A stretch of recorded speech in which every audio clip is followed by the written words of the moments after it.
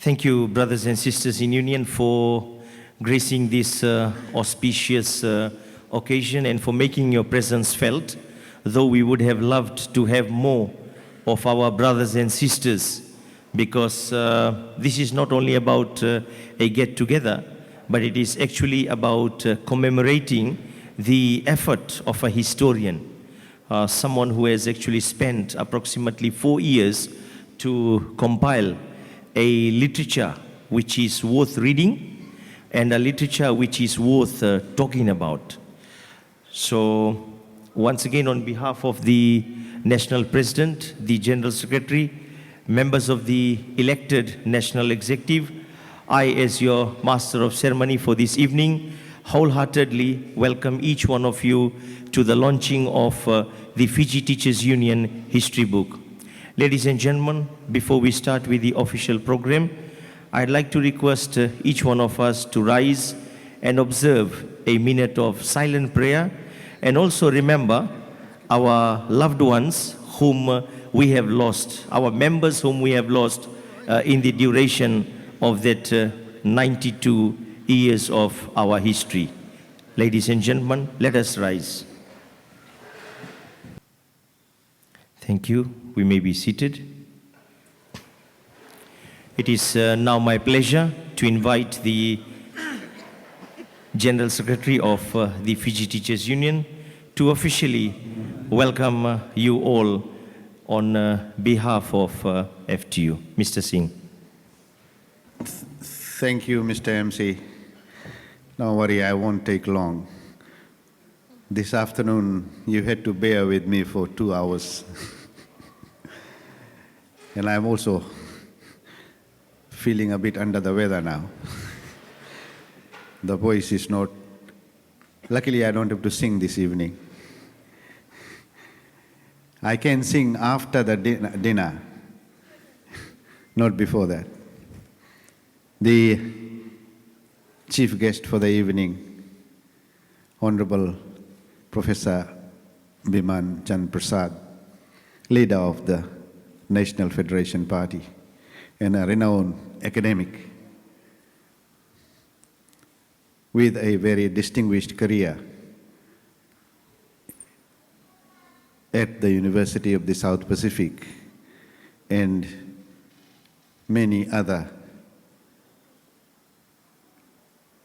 attachments to other universities internationally. Mr. Krishna Datt, our mentor and guru, and of course my Form 3 teacher.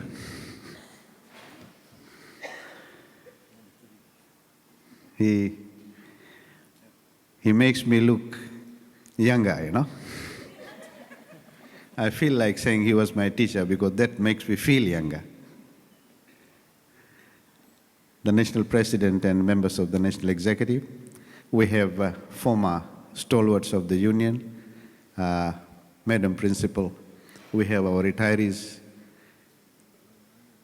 brothers and sisters, members of the Fiji Teachers Union, and other guests. My pleasant duty this afternoon to accord to you a very warm welcome on this very auspicious occasion of the launching of the history book of the Fiji Teachers Union. You heard this morning that we are 92 years old in 2022, almost a century. And during these 92 years, the Union has gone through various phases of development. And of course, the challenges that we faced during the colonial era, our predecessors in the colonial era had a mammoth task, just keeping people together, trying to connect, trying to get people together, trying to communicate in, those days when life was very, very difficult. Education, was not the priority of the colonial masters. Their priority was to keep the indentured coolies on the farms, because the objective was to make them work on the farms. Neither did they want the ordinary Ethiopian or the ordinary Fijian to be educated. So they just wanted a few chiefs to be educated to some extent, so that they could use them to continue to rule the country, to have that influence. They didn't want us to get liberated. But it was the Fiji Teachers Union, after its inception, as early as 1929, 1930, that the main objective at that point in time, I've learned from Mr. Datt, was to educate our children. And how they educated is something that I'm going to leave to Mr. Datt, and of course, for you to read when you read that history book of all that, in the contents you'll find all the information about what happened and how they overcame all those challenges and continued to exist and continued to develop. And what we are today is the fruit of the labor of those who came before us.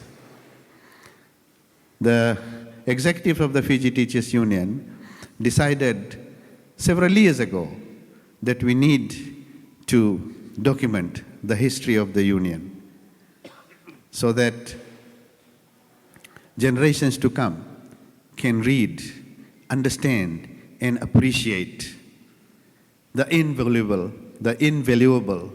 contribution that was made by our predecessors, by those generations, so that what we are today, we are. Friends, we asked Mr. Datt to do this for us, to write this history book for us, because Mr. Datt himself has been part of almost half of the 92 years of Fiji Teachers Union anyway. I guess he started teaching in the 60s. And when he was my Form 3 teacher, I can't see any young person here that would resemble what he looked like.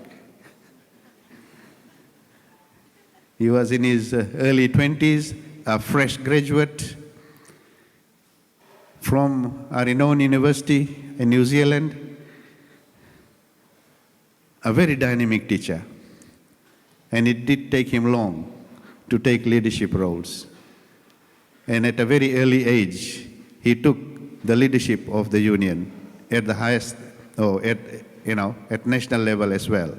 And that is why he was the best person, we thought, to write the history, because he would not have to research too much for the last 40 years, because he was part of it.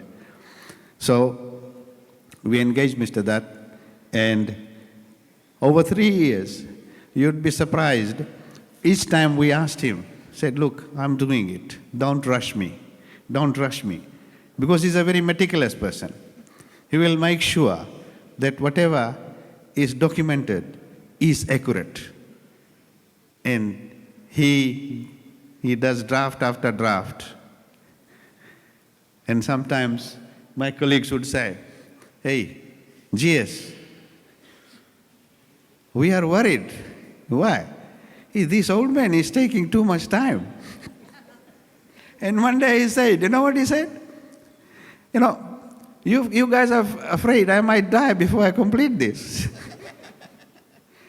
And then he said, look, here are all the chapters And even if I'm not here, somebody will be able to complete it. So rest assured.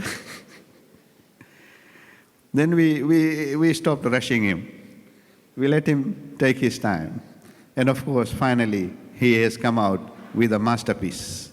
So, ladies and gentlemen, let me once again thank all of you for coming along and welcome you on behalf of the National President and the members of the National Executive. And I'm sure you'll find today's program very interesting. I just want to inform you that we are going to launch the book today.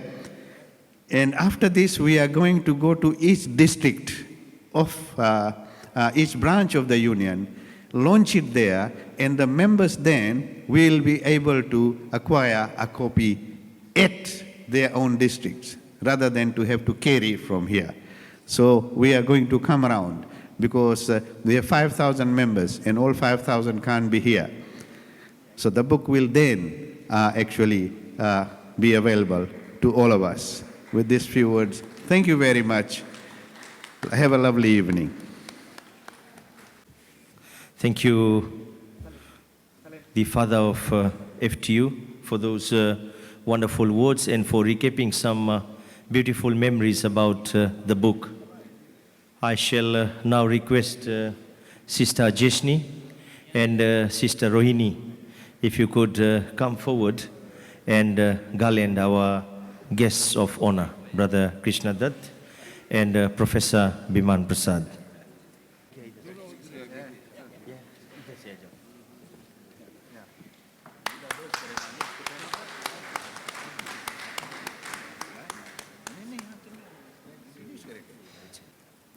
Thank you very much, Sister Jeshni and Sister Rohini Singh.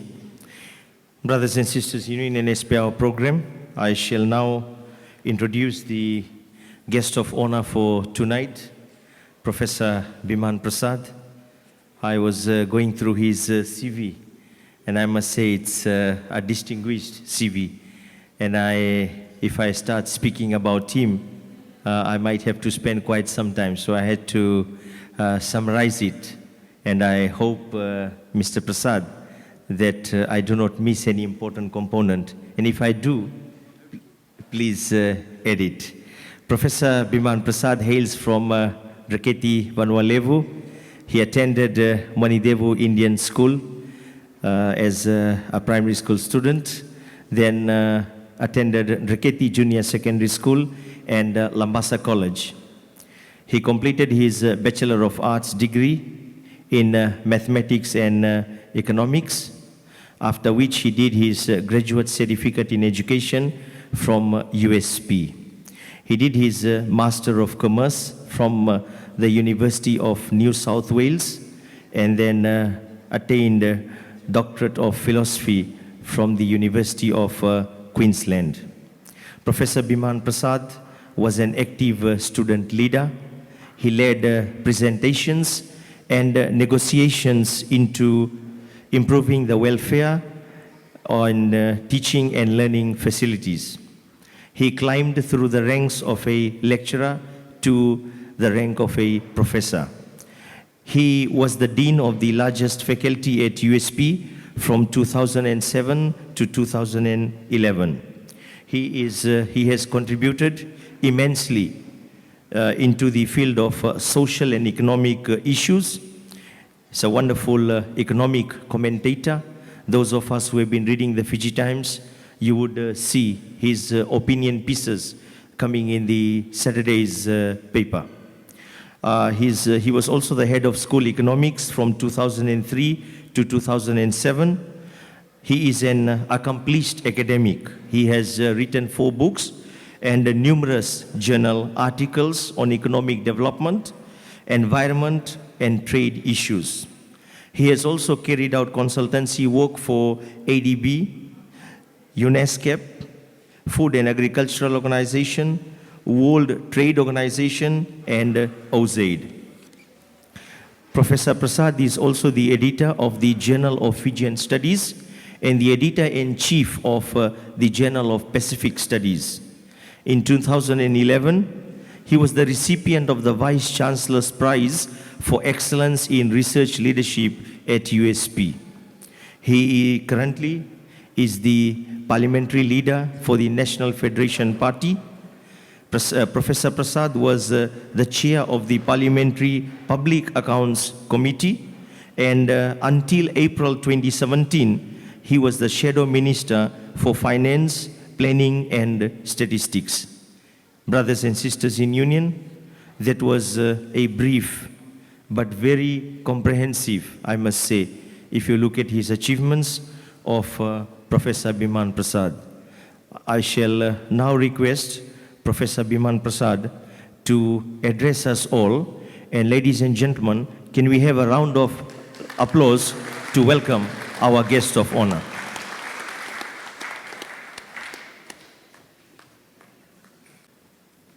Esteemed teacher, historian, trade union leader, political leader, and now an author, respected Mr. Krishna Datt, the respected long-time General Secretary of the Fiji Teachers Union, Brother Agni Singh, President of the Fiji Teachers Union, Mr. Muniappa Goundar, Council of Pacific Education General Secretary, Brother Singh, executive members of the Fiji Teachers Union, invited guests, ladies and gentlemen. And I also wish to acknowledge Mr. Vijay Maharaj, a long-time teacher and mentor for many of us. Ladies and gentlemen, I'm not the most important person today. It's Mr. Krishna Datt, the author of the book. Nonetheless, it is my pleasure and honor to be invited to launch this very, very significant and indeed historical publication.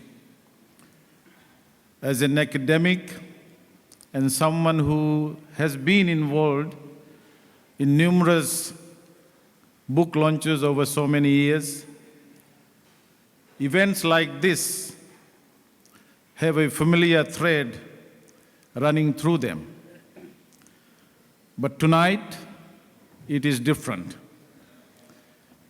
It is about a book detailing an history of an organization whose members have, for what would soon be a century, as stated by the General Secretary, shaped the lives of several thousands of men and women who went to make vast and significant contributions to the land of their birth or their adopted home overseas.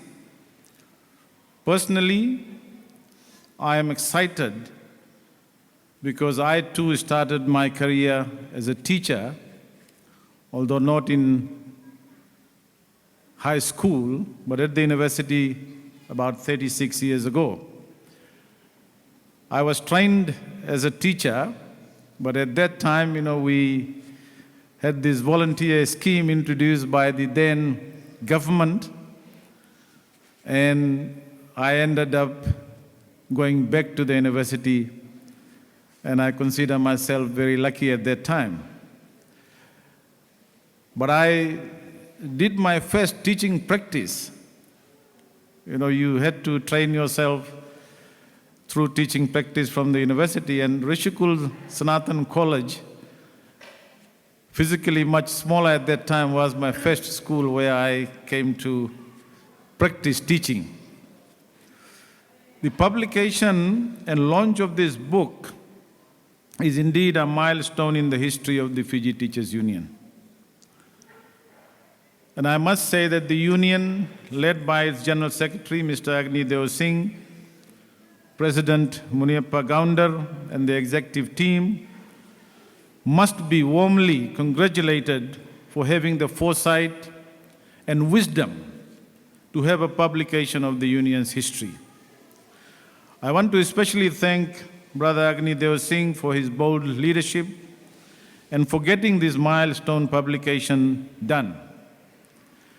The title of the book, Education and Democracy, History of the Fiji Teachers Union, 1930 to 2021, is not only pertinent, but a reminder that democracy around the world is being weakened and destroyed by autocratic leaders.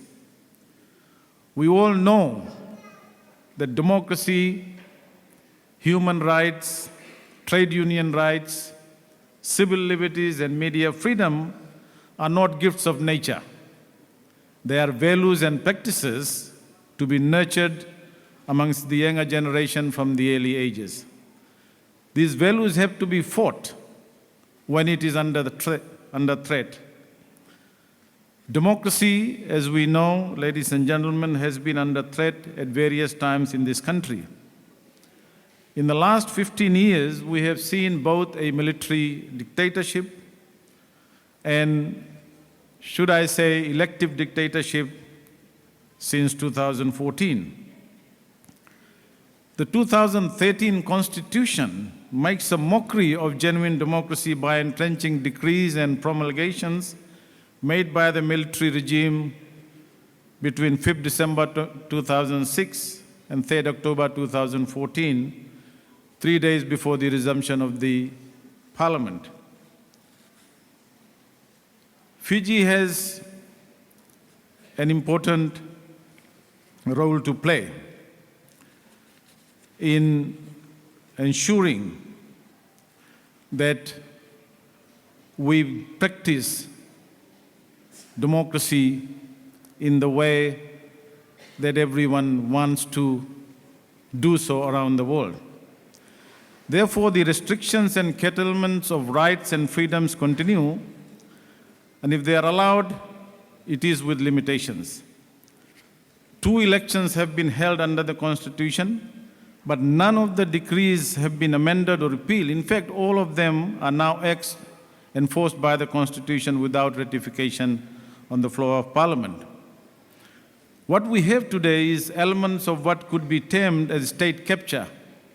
This is a term originally coined by the World Bank to describe how a small coterie of people or business interests have an undue influence over government, politicians, and officials. They use these influences to advance their own economic interest and help subvert democracy and rule of law. No wonder we do not fare well in the measurement of the quality of our democracy. According to the 2021 World Democracy Index, Fiji is ranked as a hybrid country, and we are in the company of countries like Zambia and Pakistan and others. The Democracy Index assesses the quality of democracy, and it looks at indicators such as quality of governance, political participation, and the practice of democracy in general. And the current Fiji First government leaders talk about genuine democracy, but the truth is that we are far from it. The Fiji Teachers Union, and indeed the trade union movement in Fiji, has always been at the forefront of the struggle for democracy since 1987. I know there have been disappointments at certain periods of time. Nonetheless, the fight for democracy, for true democracy, continues, and the Fiji Teachers Union, and indeed the trade union movement, has played an important role. Just this morning, both the president of the Fiji Teachers Union and the chief guest, Brother Govind Singh, provided chilling details of the mess in the education ministry and how teachers have been suffering at the hands of this dictatorial government. We as parents and educators want our children to grow up in a free and democratic environment. The Fiji First government has destroyed democracy at all levels, at the national level and at the local level. We do not have local government elections. We do not have Growers' Council elections. We do not have Advisory Council elections. We do not have Provincial and Tikina Council elections. Above all, we do not have democracy in schools. and universities, teachers, school managements, university administrators, and academics are all under threat because of heavy-handedness and blackmail by government, for example, holding of the funding for the University of the South Pacific. Teacher unions have a crucial role in the fight for true and better democracy. Many countries promote democracy in schools. They allow students the opportunity to hold their own student elections, and teachers help them to learn and understand democratic values in schools. And perhaps the Fiji Teachers Union and the Fijian Teachers Association should run their own programs for students to inculcate those values in our children. This book by Mr. Krishna Datt is a testimony to the long history of our teachers and their struggle to not only provide basic education to our children, but also their fight against tyranny and injustice. Many of us today are a product of the hard work, perseverance, and dedication of our teachers. Krishna Datt may well have written a most compelling history of the Fiji Teachers Union. From his remarkable perspective as a brilliant history teacher, well-known union leader, and a successful politician, he is able to weave the past with the present of the union movement and politics in Fiji. While the book carefully records dates, events, and people involved, it also provides an analysis, elucidations, and reflections on them.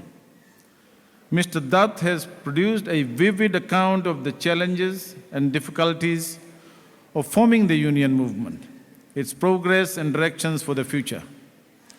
The book, in my view, ladies and gentlemen, is a very, very comprehensive account of the role of Fiji Teachers Union in the social and political development of Fiji.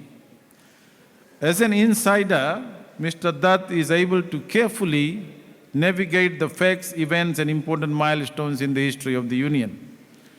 He has judiciously described individuals, their strengths, weaknesses to provide a rich description and analysis of events surrounding them to give the reader both context and a sense of time. The account of how the Fiji Teachers Union and its members and leaders have contributed to the progress and development of education in Fiji over the last 8 years.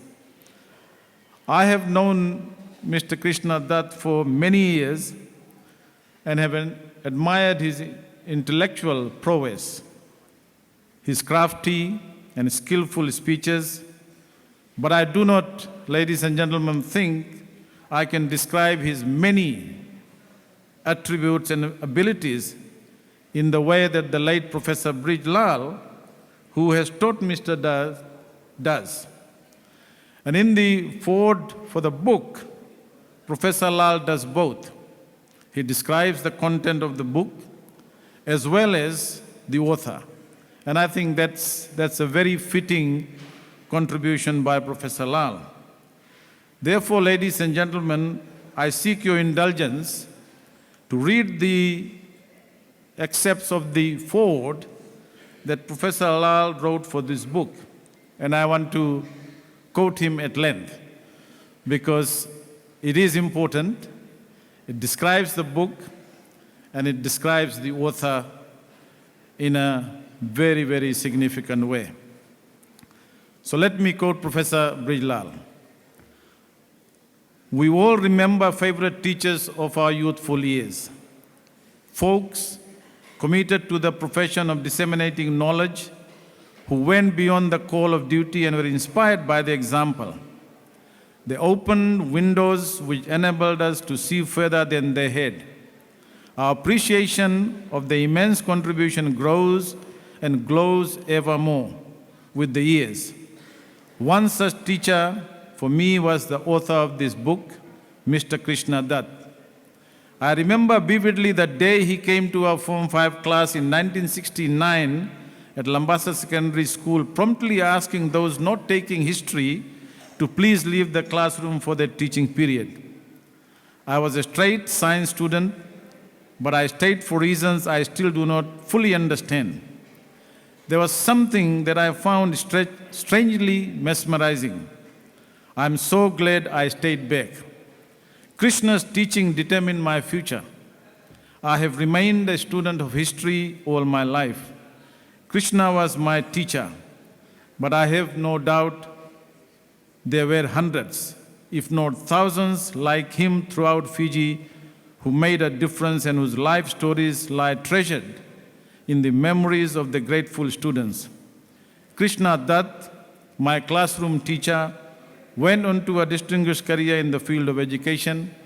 It came as no surprise that he later ended public life as a member and then president of the Fiji Teachers Union and remained variously associated with it all his life.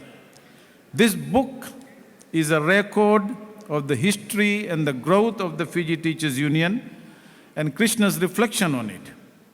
It is at once an inspirational story that goes to early years of our life in Fiji as our forebearers emerged from the debris of indenture to lay the foundations of a new society in a new land. Education, they realized, was not only a good, culturally valued thing to have, but also a tool to forge a path to a future away from the shadows of suffering and servitude. The task of building schools and founding a teachers' union to nurture education even in its rudimentary form was daunting. Resources were scarce, communication poor, teachers widely scattered across the country, but determination to persist proved fruitful. This book scrupulously records the efforts of so many over a long time to put the union on a firmer footing and to provide it with a degree of professionalism. You will read here of annual conferences, memorable and unmemorable, of motions mooted and resolutions passed, of negotiations with the powers that be, of efforts to secure a fairer deal for teachers. All these are matters of precise and pressing concerns for members of the profession. Krishna Datt has dug deep into the printed records of the union to give his readers a factual picture of issues and concerns of its members. The book covers three distinct periods in the life of the Fiji Teachers Union. The first is the colonial period when the FTU emerged as an organized body. The final phase described in this book is the period of the coups, the first of which occurred in 1987 and the latest in 2006. The period since the latest coup has been particularly rough for the union movement and indeed for the broader society as a whole. The nation has suffered from a deluge of draconian decrees limiting freedom of speech and assembly and from a callous disregard for the values of consultative democracy. Krishna offers his own reflection on how this has come about, its causes and challenges, the response of the Indo-Fijian community now divided and drifting, and the complicity of some of his own compatriots in the continuing political saga. There will undoubtedly be some who will disagree with Krishna's depiction of events and the motivations and modus operandi of certain key individuals. But Krishna has the overwhelming support of scholarly research for his case. This is not history desiccated and dry, but involved and passionate. As an observer and key player in the trade union movement of the past quarter century or more, Krishna lives within and inside his history, not above or outside it. Despite all the false dawns, missteps, miscalculations, and missed opportunities, Krishna remains essentially optimistic about the future of the Fiji Teachers Union and the role it has to and should play in it. I certainly hope he is right, though I am also conscious that we historians are trained to predict the past, not divine the future, unquote. Ladies and gentlemen, nobody, in my view, could have put it better than Professor Brijlal. The man from Tambia, Lambasa, who achieved international acclaim for his detailed research and various publications on Indian diaspora in Fiji and abroad, who were first settled as Girmitia or indentured laborers. Today, Professor Lal is no more, having departed suddenly from our midst on Christmas Day last year. His wife, Dr. Padma Narsi Lal, and 2 children have vowed to retain Bridge home and bring his ashes for interment in Tambia, the place of his birth. But till now, and I don't hesitate to say this, ladies and gentlemen, our heartless government hasn't lifted a ban that banished Bridge and Padma from their land of birth more than 12 years ago, simply because Bridge defended democracy, the very essence of this publication that you see today. It is the moral duty of each one of us to ensure that Professor Lal's final wish to return to his motherland and place of birth is fulfilled. Ladies and gentlemen, this book, in my view, is a must-read for everyone who is interested in the union movements, education, and democracy. I commend this great book of history and have great pleasure in launching Education and Democracy History of Fiji Teachers Union, 1930 to 2021. Thank you.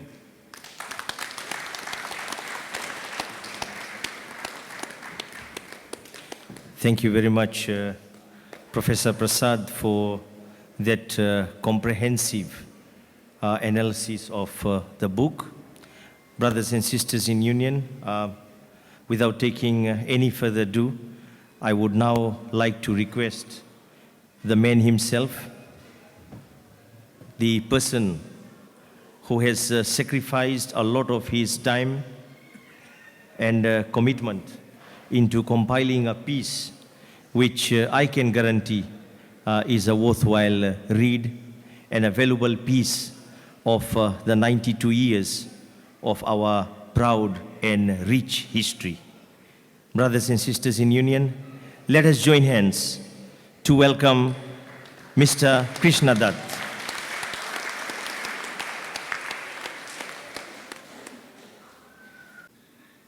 Since this morning, a number of speakers have been addressing a whole lot of people. I'd like to add all of them to my list as well. Welcome. If anyone is missed out, it's because the others didn't name you. The other thing I was going to say was I was sitting there looking at all the faces. Somehow it looked very glum and very saddened. And, there's no smile on the faces. So when I used to teach in the classroom, and after, each 40 minutes, each teacher goes into the classroom, and when my turn came, I always used to get my students to stand, take a deep breath, stretch, clap, then sit down, just to activate their bodies. Now, I won't ask you to do the same. But I would ask you to keep smiling. And if you can, just spare a smile as well. I'm reminded of Om Vyasa, a poet-comedian of India, who said that, and it applies to us as well, have you ever seen a horse smile? Have you seen a horse laugh? You probably never have. So if I don't see a smile on your face and I don't see a laugh, I am going to conclude that you're getting ready to become one like that.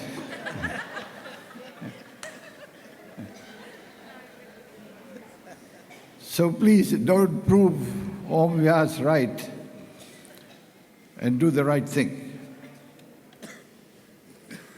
Now, my job has been made very easy. I've been asked to respond to the launching, and you heard the crux of the book by Agni Singh, and the balance of it very well summarized by the professor who launched it. In fact, I've never been to a launch like this. So I took my guidance from him. And I asked him this morning, what is the dress etiquette? How should I wear at a launch? And if you remember this morning, he had a tie on. And he was feeling a bit awkward because very few people had a tie on. So just to balance things out, he said, this evening I will come in a bula shirt because I am launching and I must look familiar to everybody else. You must have a tie on, you must have a coat on. Of course, my cap always goes with me. So I had to follow his instructions because he is, after all, the professor. But let me confess, looking for a tie in my collection, I was looking for an FTU tie. Most unions throughout the Pacific have a tie made up in their own name. I rushed through looking for an FTU tie and I couldn't find one. But I saw a PNG tie, Papua New Guinea, and I put it on.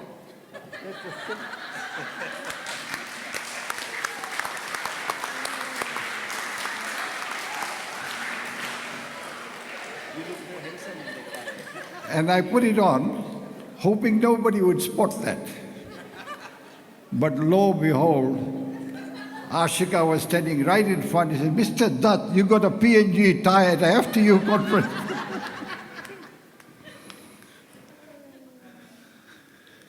Very observant. But because she worked for the Council of Pacific Education, she knows about all the other ties. My job then is merely to thank the various people who were involved in helping me to do this piece of work. And I have a long list. It's quite a voluminous piece. The General Secretary came to my office the other day and said, won't you like to keep a copy for the opening? And I looked at it, it was very heavy, and I said, no, you keep the heavy bit. I'll be fine. So this is the first time I'm getting a good feel of it. It is over 500 pages. And all I can say to you is, please read it. And I promise you, you will enjoy it. Because it's not just a straight history, as somebody has said, but I'll talk about that a little later. First of all, I want to thank these various people. I want to thank the decision of the National Executive, led by the President and the General Secretary, Agni Singh, who had decided that I should be the writer. I know concerns were expressed at the time, and he himself had said that in his speech, that some of the members perhaps in his executive doubted whether I will last that long. But here I am.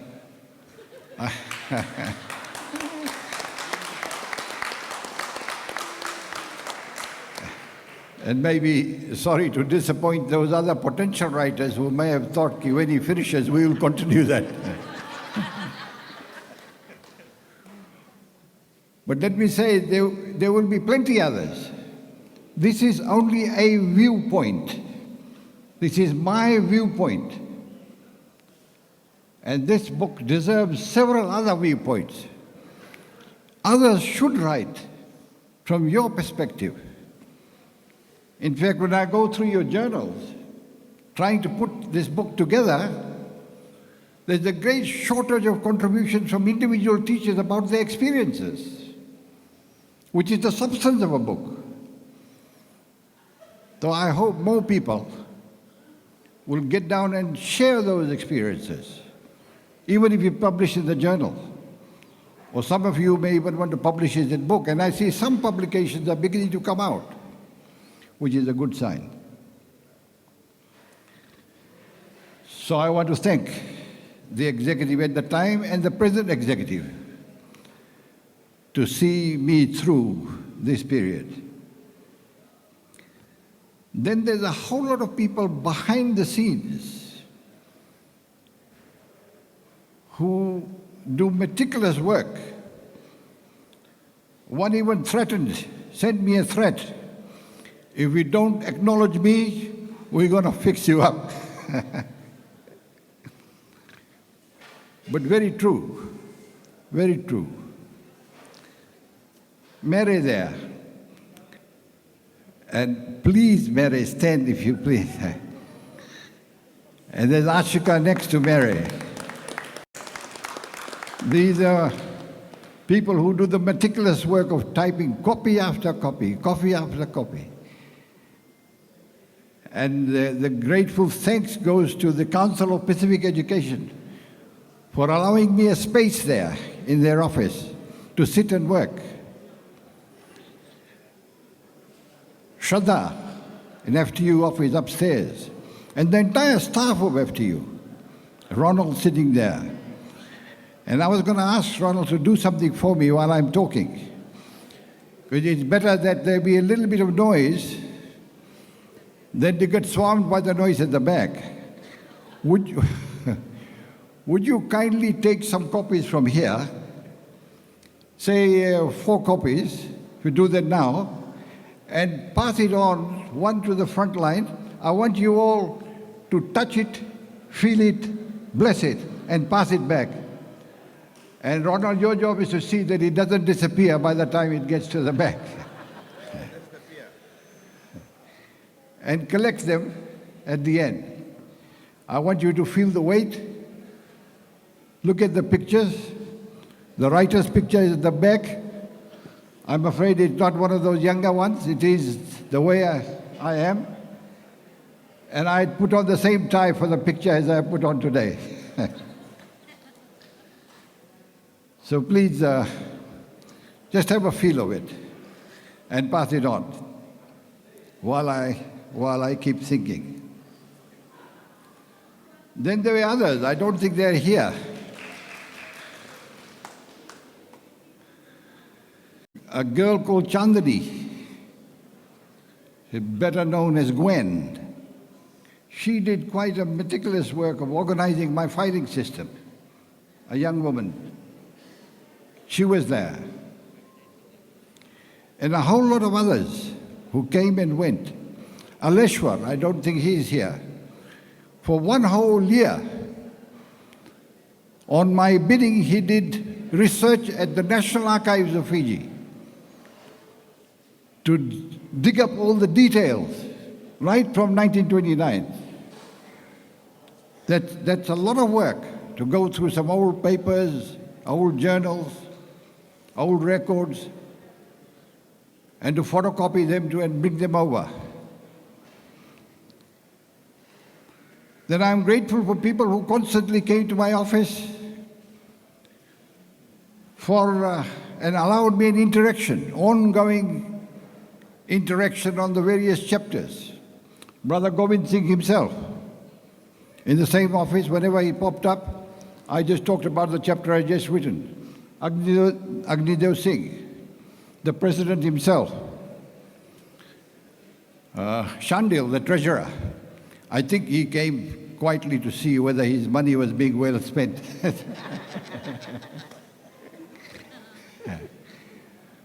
But I'm grateful for all of that. Naturally, you got to keep following up on all these.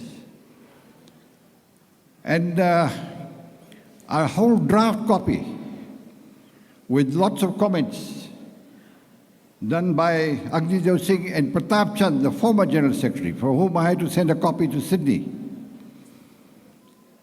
And I'm very grateful that they made some extensive comments with extensive corrections. I included them all. Then Dr. Brijlal, who is celebrating Nomi tonight. He couldn't come.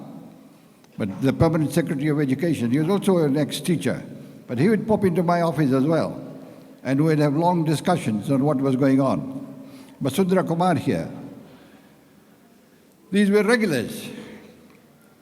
Then there were others who just popped in to say hello to me, and I conscripted them to sit there and listen to my full chapter. They had no choice. Amrit sits there, he comes from the Ministry of Education, thinks that he will tell me something, but I had more to tell him. But I'm grateful for all those people and all their little comments which I was able to incorporate. A number of other teachers who agreed to be interviewed, retired ones, young ones, new ones, practicing ones, male and female. Vidya Singh, Urmila Arya, whole lot of them, Sadhana Singh, for long periods of time, 2 hours, 3 hours at one stretch. I'm really grateful for all of them. Their contributions may not appear under their name, but the plethora of knowledge that they passed on, the information that they gave, is generated there somewhere. And I'm very grateful for that. Then there were those academics who critically analyzed it. And these were mainly from the universities. Professor Biman himself did a critical analysis. And they're not soft people. You know, they treated me like as if they were marking one of my assignments. Crossing here, crossing there, 2 out of 10, improve this paragraph, write this sentence again. Professor Biman, Sunil Kumar, at that time from the USP, now I think Uni Fiji, the western part. And Nilesh Goundar, I'm told he was here earlier, but because we couldn't start on time, he had to go to some prayer ceremony. But he'll find out. And I'm told he's going to do a review of the book. So all these people did a very critical analysis. All of that. Then one other group I must acknowledge. I don't think very many of them are here. I call them my Tamavua gang, the grog gang, that sit at the NFP office every afternoon. Mixture of trade unionists like James Raman, Athar Singh, politicians. At one time there was Fred Kane. Poor man, he's now passed on. But he was also there. And academics, a great mixture of them. And we'll talk and discuss. And the focal point used to be the history of trade unions generally. I recount all of that. And every single name that I've mentioned, Mary is trying to tell me I've forgotten the name of Millie, who was also there, helping to type out, a number of others. But they're all acknowledged in the text. Thank you all. Thank you very much.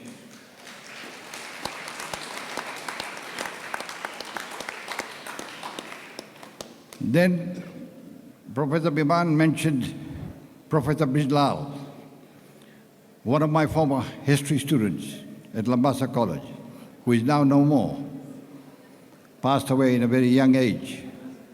He wrote the foreword. Professor Biman read substantial part of it. I will not repeat that. But that is the best personal reference I have ever got from anyone. From anyone. He's objective as far as the book is concerned. But he's very praiseworthy. That's why I like it very much. Thank his family. Thanks Padma when she hears of it and when I send her the book. If I've left anybody out, I've mentioned you in the acknowledgement. Now, I'm not going to say what the book is about, but to ask you to read it to find out what the book is about. I think Professor Biman gave you a ample coverage. But if you're looking for a textbook, if you're looking for a history textbook, you'll be disappointed. It is not a sequential chronological account of history. 1929 this, 1930 this, 1931 this, 32 this, so-and-so was involved. It's not like that. It is an interpretive account. I am after an interpretation of what motivated them to do what they did. And at every stage of their development, right from 1929, 1930, right up to the present day. It deals with the socio-political context, the context in which they were operating, the level of society's development. And I think Agni talked about the early phase. When we think of a union, when you think of a union now, even the FTU's leaders at one time thought of the union as an organization for collective security of industrial issues, your pay, your work conditions. Well, your origins has nothing to do with that. The founders were concerned not about pay and salaries and work conditions. They were concerned about education, about the spread of education in this country, particularly Indo-Fijian education. The British government's official policy was, do not educate the Indian. They have been brought here to work as laborers. And if you educate them, they will want to become babus. So keep them as laborers. That was the official policy. To fight against all of that, the pioneers, those few who had received some education at the hands of Methodist ministers, Methodist schools, they were the initiators of this, that we should get an organization to spread education. Education was equated with liberation, with freedom. If you're educated, then you are going to be free. That was their effort. That was their desire. Gradually, by the time you get to 1973 and you have the first job evaluation, that's when industrial issues became important. And we began to make sure that those industrial issues were safeguarded. There was another big danger in the 1920s and 30s, the division among the communities. For the first time, the Hindus were beginning to see themselves as Hindus. The Muslims were asserting themselves to the Muslim League. The Gujaratis realized that they were a separate community. And amongst each of these groups, there were divisions, the Sanatanis, the Arya Samajis. Among South Indians, North Indians. South Indians, there were Tamils, there were Telugus. All these were forces of division. And it is this right-thinking group of people who thought that we should bring them all together. Bring them all together. And when you look at the first set of office bearers, the point is made home. The president was a Muslim, Dildar Ali Shah. One way of getting that community inside. The vice presidents were Arya Samaji Sanatanis. Committee members were 3 Fijian members. It was a multiracial organization, don't forget. They were also part of it. They too felt the pang of the British rule. So it was a compromise. And the Fiji Teachers Union history has carried on with that. And the establishment was done in the Guru Parampara, because education among Indo-Fijians has been held as the highest value in life. Highest value in life. And those who came and were taught by munshis and pandits and mandalis,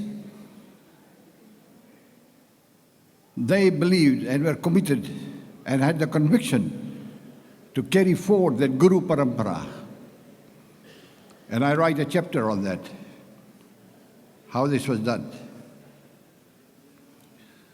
Professor Biman has already talked about the book in 3 phases: the colonial times, post-colonial, and the coup period, 87, 90, 2006. Very important for us, because nowhere in the history of the Fiji Teachers Union, union movement generally, and Fiji Teachers Union in particular, have suffered more since 2006.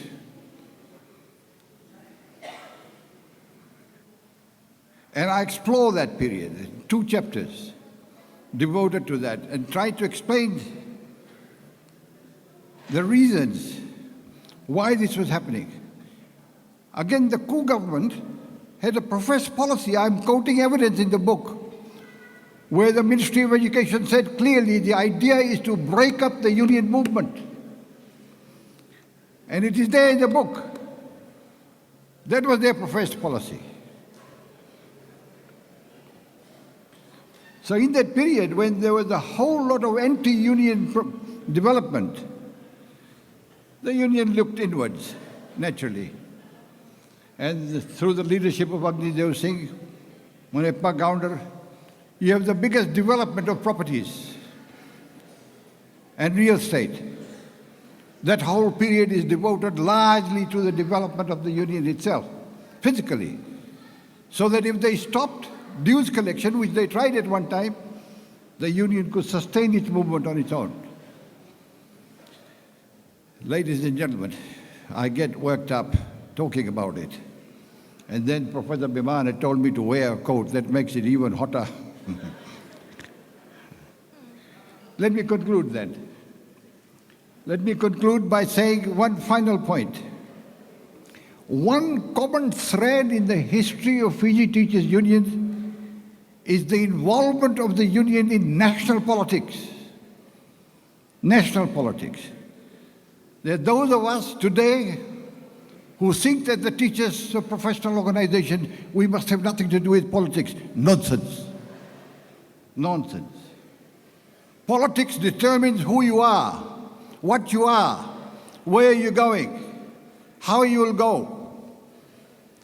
Don't deny yourself that. Right from 1930s, the first set of leaders of FTU were all politically motivated. There was hardly a conference until the death of A.D. Patel that FTU's conferences were not addressed by A.D. Patel, the National Federation Party leader. At every conference, he was a guest speaker. Not only that, James Madhavan was the president for a very long time, a prominent National Federation Party member. Not only that, he was followed by K.C. Ramrakha, who was not even a teacher, was the president, National Federation Party General Secretary, was the president of the Fiji Teachers Union for a very long time. So you have a long history of connection with politics. And when I do an analysis of how teachers may have voted in 2014 and 2018, I am shocked. I am shocked. And I've recorded that in the history. That how come teachers who were taken off their contracts, you had a lifelong contract in teaching, provided the most secure job in this country, was reduced to 5 years, now even 5 weeks or 4 weeks. And yet 90% of the teachers voted for Fiji First government that was pernicious And those other political parties that offered you a permanent position, you denied them. I explore some reasons for that. And astoundingly, the history records that those teachers were motivated simply by money. Money that was dished out to them. Contract for 5 years which was given out to them. They didn't see that they were losing their entire lifetime contract for 5 years. For personal selfish gains. So many of them, as Govind Singh outlined this morning, got promoted. So many of people under OMRS, PMS, who qualified, were downgraded. And others selected by hand by ministers and appointed in positions of power. They were the ones who kept voting them in. That's an embarrassing part of your history. But that too is recorded here. This is why I'm saying that you will need to provide more techniques. They have forgotten that in the search for your rights, it was the Fiji Teachers Union in 1985 that formed and launched the Fiji Labour Party. And you made the biggest sacrifice. You sacrificed me. I was then the principal of grammar school. You suggested that I take up the general secretary's position in the party, and I had to resign from my job. We forget these sacrifices so easily, so easily. We forget history, but it needs to be recorded. So don't shy away. You will get another chance this year or by January next year to decide which way you want to go. Do you want to continue with that 5-year contract or 5-month contract or whatever? All those dissatisfactions that were outlined by Govind Singh this morning, they're here in the book as well. Or do you want to show some courage, some strength, some energy, some drive, live up to what a teacher should be? An example. Your present day issues are the same as what teachers faced in 85. We took the political line. We said if the government needs a political challenge, we formed a political party to challenge them, and we defeated them in 87. We need to take a similar decision. I'm pointing that out in the last chapter of my reflections, that there's time for all of us to rethink our role.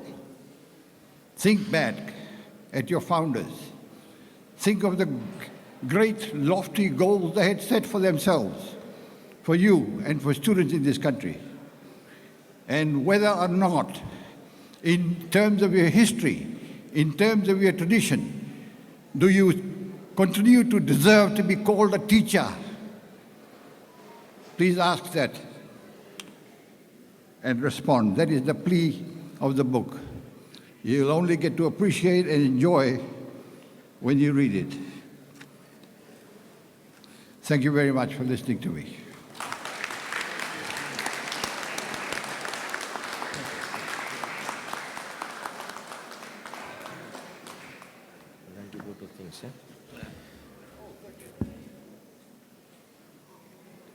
Thank you very much, Mr. Krishna Datt.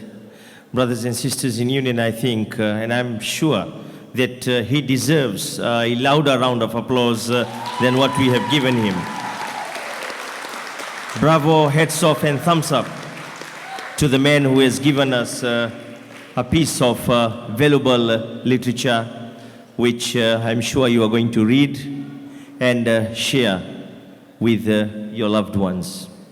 With these words, I shall now invite the National President, Brother Muniappa Goundar, to deliver the vote of thanks. Thank you, Master of Ceremonies, Brother Lingam. Colleagues, after I've given the vote of thanks, if you rate me, it will be 0 out of 10. The reason, I really hate speaking after Mr. Datt has spoken. It's really difficult. It's really difficult to speak after he has spoken. And that's a reality. Well, brothers and sisters, the curry is there. If no salt in it, it's going to be tasteless. Likewise, an event of this magnitude without a vote of thanks becomes meaningless. At the outset, may I thank the Almighty for giving us this beautiful night, I should say, to launch the history book of the Fiji Teachers Union, Education and Democracy, written by none other than the historian himself, one of the longest serving president of the Fiji Teachers Union, Mr. Krishna Datt.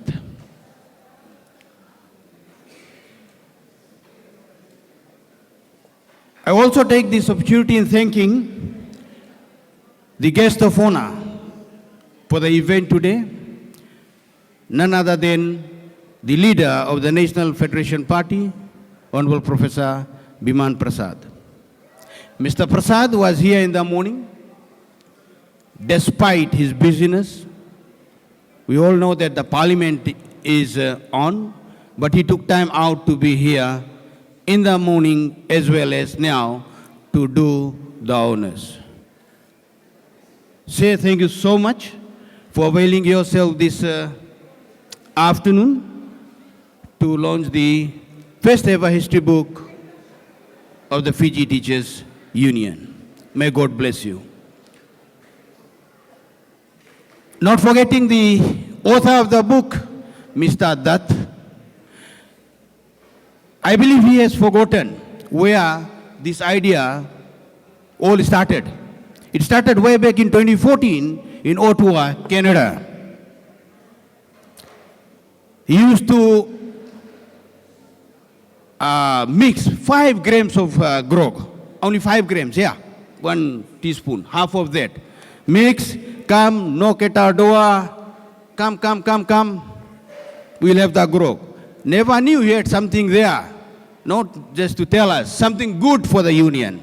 And this is the good that he had, that we must get the history done for the Fiji Teachers Union, and it is their reality. A dream that we had, but a reality now. Thank you, Mr. Datt, for the idea that was mooted in Canada and finished here in Fiji.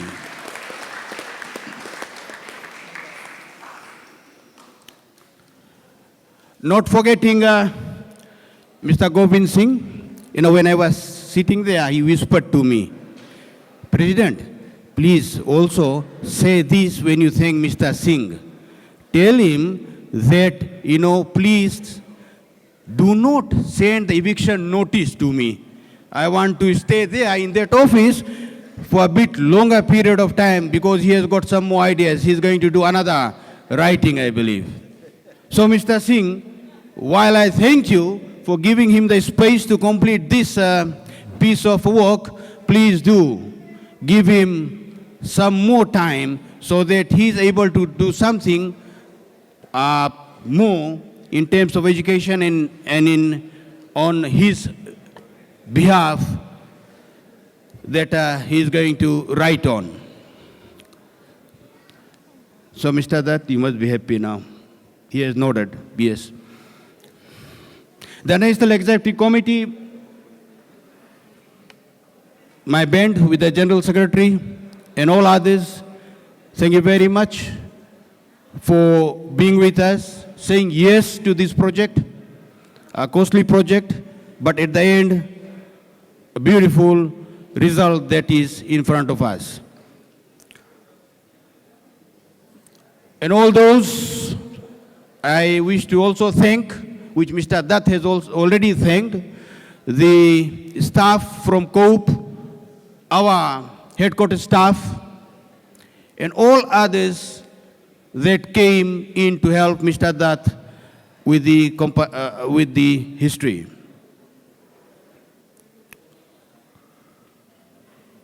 Not forgetting the apprentice staff for the work that they did, and to all of you who are here, thank you very much. It's a pleasure tonight to be with you, to witness the launching, and believe me, a read of the book will surely help you go down memory lane and see the humble beginning of the Fiji Teachers Union from the year 1930, and then how it climbed up to where it is now. With these words, thank you so much. Enjoy the night responsibly, and see you tomorrow. All our members and the sports people, please see that you are with your teams when the games resume tomorrow afternoon. Thank you so much. Vinaka Bakalebu.